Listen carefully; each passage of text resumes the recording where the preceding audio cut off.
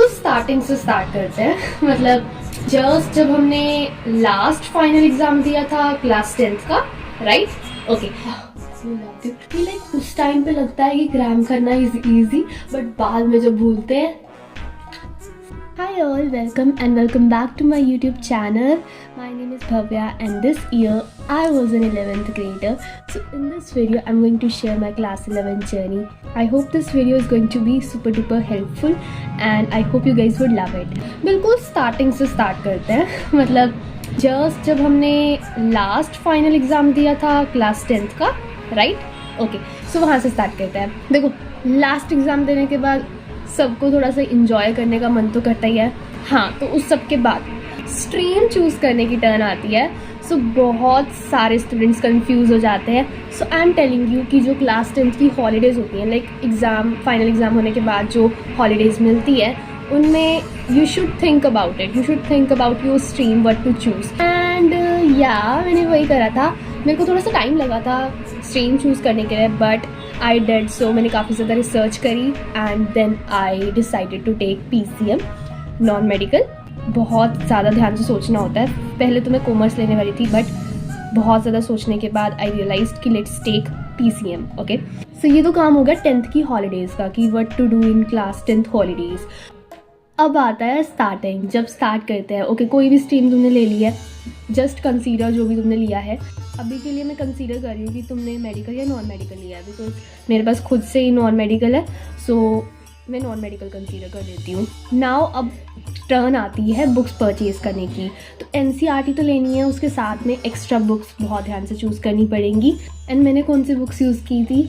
I used NCERT exemplar and मेरी class 11th almost हो चुकी है, सो आई एम टेलिंग यू कि बहुत अच्छी बुक्स है। मेरी इवन मैथ्स का एंड केमिस्ट्री का फाइनल एग्ज़ाम हो चुका है and NCERT exemplar were really so helpful. बाकी इट्स योर विश, जो भी तुम बुक कर रहे हो उसको अच्छे से करना। अब आता है एक्चुअल स्टार्टिंग, कहाँ से पढ़ना है, कौन सा चैनल से पढ़ना है, ट्यूशन रखनी है नहीं रखनी है। सो देखो, वो तुम पे डिपेंड करता है। पहले मैं बता देती हूँ कि द कॉमन क्वेश्चन कि कितना पढ़ना होता है। So most of you think कि 11th ईजी है। देखो, मैं PCM के पर्सपेक्टिव से या फिर नॉन मेड या मेड के पर्सपेक्टिव से बताऊँ, सो ईजी नहीं है इतना। ओके, 10th से बहुत ज़्यादा डिफ़िकल्ट है। 10th से बहुत ज़्यादा लाइक एक टाइप से डिफरेंट है, थोड़ा सा डिफ़िकल्ट लगेगा। So if you will take med या नॉन मेड, सो स्टार्टिंग से ही पढ़ाई करना शुरू कर देना। एंड स्टार्टिंग में you can study for almost like 3 hours daily. हाँ, 3 hours पढ़ सकते हो तुम रोज़। एंड व्हाट अबाउट ट्यूशन, तो वो डिपेंड करता है तुम पे। If you want to take tuition so you can, if you don't want, if you think कि आपके स्कूल में अच्छा पढ़ा रहे हैं तो अपने स्कूल के टीचर से ही पढ़ो, वहीं से ही डाउट लो। एंड अगर एक्स्ट्रा में कुछ करना है तो just watch YouTube lectures. But if you think कि स्कूल में ज़्यादा अच्छे से पढ़ाई नहीं हो रही है, so you can take tuition if you want. But I would better suggest कि यूट्यूब से पढ़ना। In self studies are really important. Self studies बहुत ज़्यादा इंपॉर्टेंट होती है गाइस। सेल्फ स्टडी बहुत अच्छे से करना। And if you want me to recommend you some YouTube channels, तो मैं किससे पढ़ती थी वो भी मैं बता देती हूँ। ओके, सो आई स्टडीड, मैं एक बार शुरू से बताती हूँ। पहले इंग्लिश ले लेते, because English is a common subject, सारी स्ट्रीम्स में होता है। सो इंग्लिश का मैं पढ़ती थी। एक चैनल है सिमरन सहानी, ठीक है, मैं उनसे पढ़ती थी। अब कई लोग एनिमेटेड वीडियो से पढ़ना पसंद करते हैं, सो एनिमेटेड वीडियो से भी पढ़ सकते हो। बट मैं तुम्हें एक लाइक ड्रॉबैक बताती हूँ उसका। देखो, एनिमेटेड वीडियो लेक्चर्स में ना ज़्यादातर हिंदी में बोला जाता है, इंग्लिश में नहीं बोलते। मतलब इंग्लिश में कैसे लिखना है पेपर वो समझ नहीं आता थोड़ा सा। तो इंग्लिश की लाइन्स जो है ना, वो अगर तुम्हें लेनी है कहीं से कि क्या क्या लाइन में यूज़ कर सकता हूँ, क्वेश्चंस में कौन सी लाइन में यूज़ कर सकती हूँ, तो वो तुम्हें थोड़ा सा सिखा देंगी सिमरन सहानी दीदी, क्योंकि वो अपने बोर्ड पे लिख के रखती है लाइक इंग्लिश की लाइंस जो कि एक्चुअली इंपॉर्टेंट होती हैं।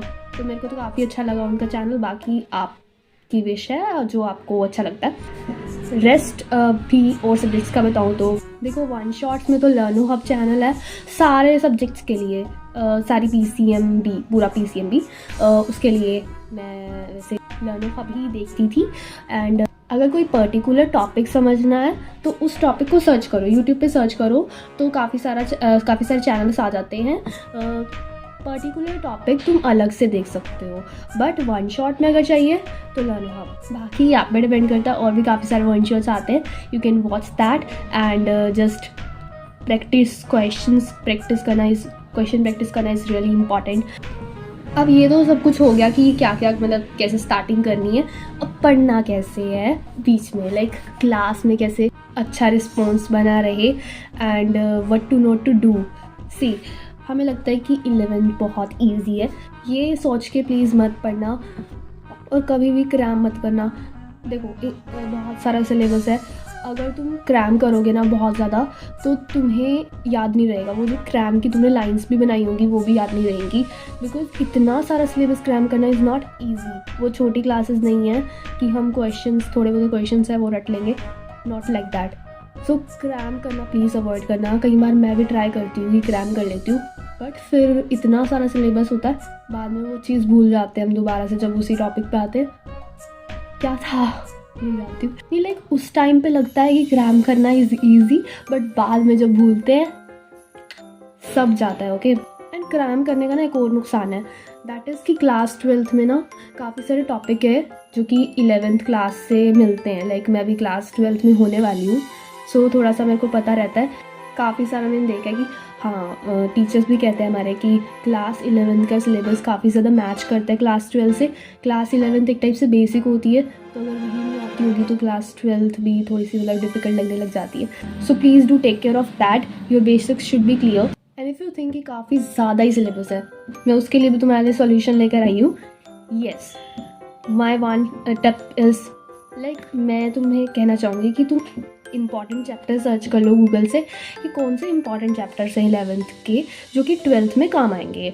सो 12th की पर्सपेक्टिव से तुम सिर्फ उन्हीं चैप्टर्स को पढ़ सकते हो अगर तुम 11th ग्रेडर हो भी। लेकिन अगर तुम 10th ग्रेडर हो अभी मतलब 11th में आओगे, सो तुम्हारे पास बहुत सारा टाइम है, तो सारे चैप्टर्स पढ़ लो, इसमें क्या है। बट फॉर देम जो कि अभी 11th में ही हैं, लाइक अभी 2-3 मंथ्स रह रहे हैं उनके 11th के फाइनल एग्जाम्स होने में, so just to do that. बाकी छोटी मोटी टिप्स तो तुम्हें यूट्यूब से मिल जाएंगी, जैसे कि रिस्पॉन्स इन क्लास है ना, आस्क डाउट्स, ये सब कुछ तो पता ही रहता है। बाकी please make your own notes, मैं तुम्हें कहूँगी किसी के नोट प्रिंट मत करवाना। मैंने एक बार ही ना प्रिंट करवाए थे नोट्स, इवन हमारी जो अकेडमी थी मतलब जिस पर मैं जाती थी ट्यूशन, वहाँ से भी नोट्स मिलते थे। तो व्हेन आई एक्चुअली लाइक मैं उनको पढ़ना चाह रही थी तो मेरे को इतने अच्छे से समझ नहीं आ रहे थे, जबकि जो मैंने खुद से नोट्स बनाए थे चाहे वो मतलब बिल्कुल कचरे वाले नोट्स थे, बिल्कुल राइटिंग बिल्कुल ख़राब थी, लेकिन मेरे को उन्हीं से ही समझ आता बिकॉज वो मैंने खुद से बनाए थे। लेकिन जो नोट्स एक्चुअली किसी और ने प्रोवाइड करे हैं, इतने सुंदर है, ब्यूटीफुल है, वो मेरे को समझ नहीं आते। दैट मीन्स कि खुद के नोट्स आर रियली इंपॉर्टेंट, खुद के नोट्स बनाना। एंड 12th में भी I am going to follow that, खुद के नोट्स बनाने। एंड एक ना मेरे को बहुत अच्छी टिप लगी जो कि एक्चुअली मेरी बहुत हेल्प करी थी, मैंने भी रिसर्च की थी ये टिप। तो वो टिप क्या कहती थी कि नोट्स जो है ना, लाइक नोट्स बनाओ नोट्स, बट कुछ बच्चे होते हैं जो कि नोट्स ही बनाते रहेंगे, उन्हें कभी लर्न नहीं करेंगे। देखो हमें सब कुछ स्टोर करना है अपने दिमाग में, बुक्स जो हम इतनी सारी पढ़े हैं वो सब कुछ हमें दिमाग में स्टोर करनी है। सो वी शुड लाइक हमें अपने ब्रेन को ट्रेन करना पड़ेगा। सो या that's what I was trying to do and that actually help me a lot. बाकी I hope you guys would support me in my class 12 also. मैं study related content, study blogs, study routines and much more मैं अपने channel पे लाती रहती हूँ। I hope you guys would subscribe to my channel if you like. चलो अभी एक लास्ट टॉक करते हैं। ओके तो या अभी बात करते हैं how to face failure. Yes, बहुत सारे बच्चे फेल हो जाते हैं क्लास 11th में and that is really common, क्योंकि एग्ज़ाम का जो लेवल होता है वो काफ़ी ज़्यादा हाई रहता है in comparison to the class 10th। How to face that? देखो फेलियर जैसे टेस्ट्स में भी हो सकता है कि टेस्ट्स में कम नंबर आ गए, या फिर वो एग्ज़ाम्स में भी हो सकता है, पीरियोडिक टेस्ट हो गए या फिर हाफ ईयरली एग्ज़ाम्स हो गए। देखो मैं एग्ज़ाम्स में तो फेल हुई नहीं हूँ, वैसे ही बता रही हूँ पर्सनली, बट कई बार होता है कि टेस्ट में कम नंबर आ जाते हैं, तो उसको कैसे फेस करें? देखो instead of getting demotivated from that कि हमारे कम मार्क्स आए हैं, गेट मोटिवेटेड। यस, अपने आप को कहो कि हाँ यार तू ऐसे काम कर रही है, सुधार अपने आप को, है ना। और इस टॉपिक पे और मेहनत कर जिस टॉपिक पे तुम्हारा टेस्ट हुआ है. सो या if you say that to yourself, then तुम्हारा वो जो वीक टॉपिक है ऑफ कोर्स वो इम्प्रूव होगा. अपने वीक टॉपिक्स पे बहुत ज़्यादा फोकस करना है.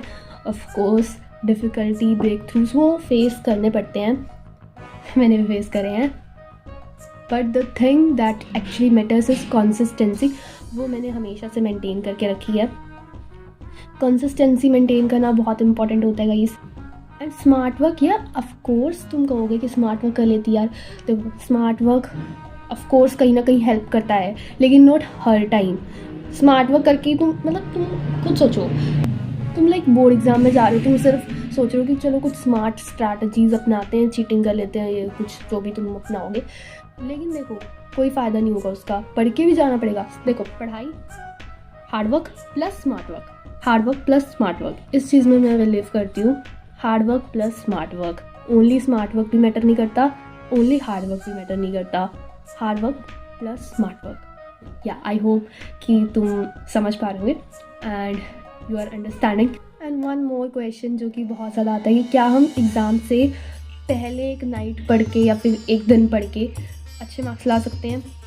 आई एम टेलिंग यू, नहीं ला सकते. 11th में नहीं ला सकते. अगर तुम्हारी मेडिकल या नॉन मेडिकल स्ट्रीम है तो नहीं ला सकते, बिकॉज उसमें काफ़ी ज़्यादा समझना पड़ता है. एक टॉपिक में काफ़ी टाइम लगता है पढ़ने में. एक टॉपिक को पढ़ने में ही तुम्हारा 1 घंटा लग जाएगा. एंड आई डोंट नो कि उससे ज़्यादा ही ना लग जाए. तो ऑफ कोर्स समझने में इतना टाइम लगता है, एक दिन में it would not be possible.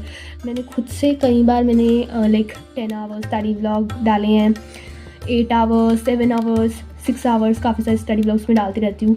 देखो कितना ज़्यादा टाइम मैंने लगाया है. टाइम ही देखो, time is very important. Time is very important. अगर तुम उसकी केयर नहीं करोगे तो ऑफ कोर्स लास्ट में तुम्हें डिफ़िकल्टी फेस होगी ही. तुम लास्ट में पढ़ रहे हो, एक दिन पहले पढ़ रहे हो, तो इसका मतलब तो यही है ना कि तुमने अपनी टाइम से तुम्हें कोई फ़र्क ही नहीं पड़ता. सो of course you will face failure. तो देखो इस बात में प्लीज़ थोड़ा सा टाइम को कंसीडर करना. I am actually suggesting you this thing as your senior.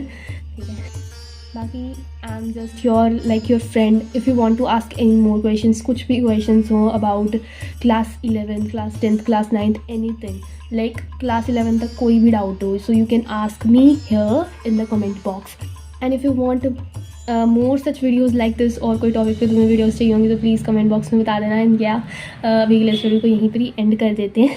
Okay, so yeah, this was my class 11 journey. Meet you in the next video. Bye bye, take care, and thank you so much for watching.